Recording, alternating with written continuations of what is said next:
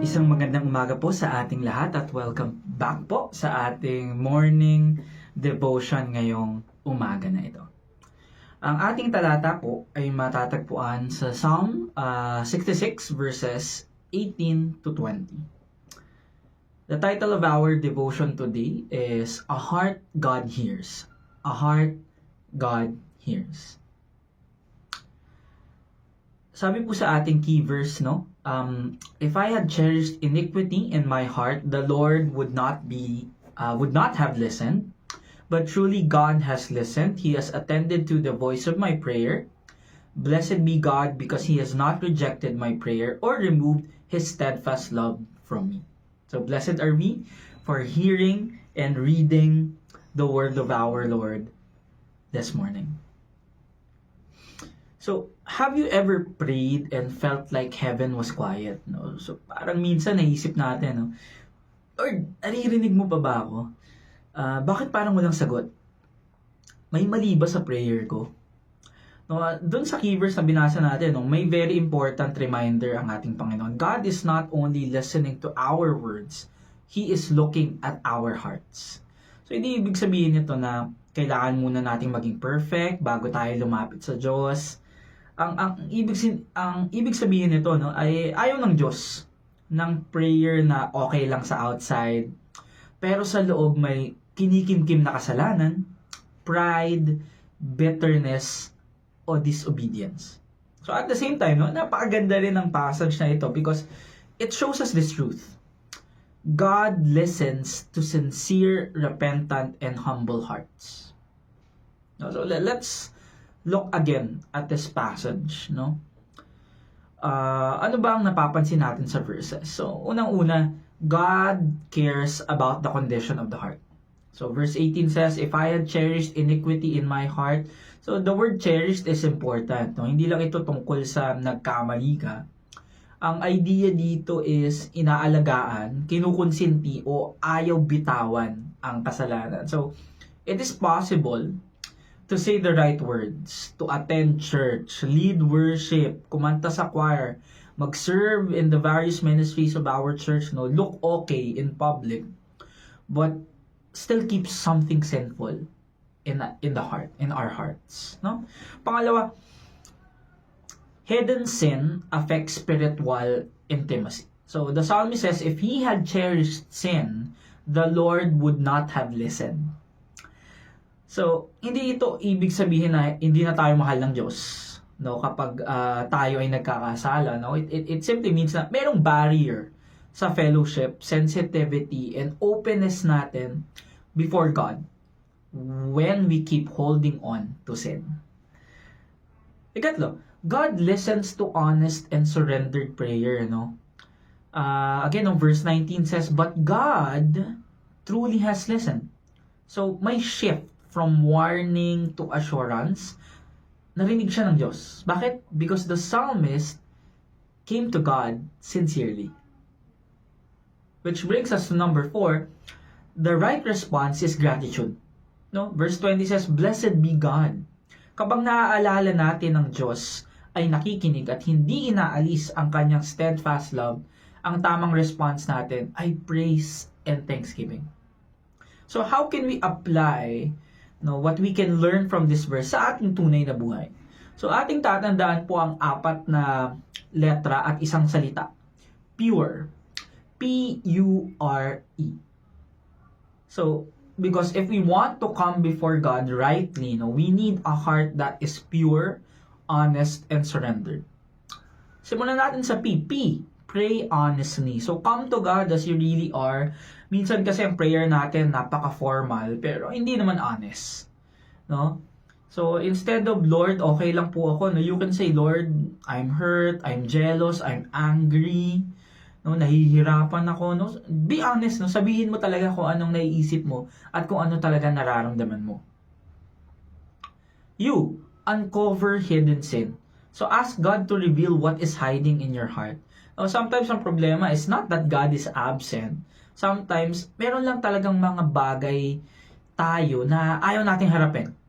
No? May hidden sins like unforgiveness, pride, envy, dishonesty, impure thoughts, resentment sa ibang tao, no? So maybe outwardly okay ka, nagsisimba ka, but deep inside galit ka sa isang tao. Ayaw mo mag-sorry dahil may pride ka, may secret behavior ka or habit na hindi pleasing sa ating Panginoon. May inggit ka, no, sa ibang tao, no? So those are things, no, na kailangan nating isurrender sa ating Panginoon.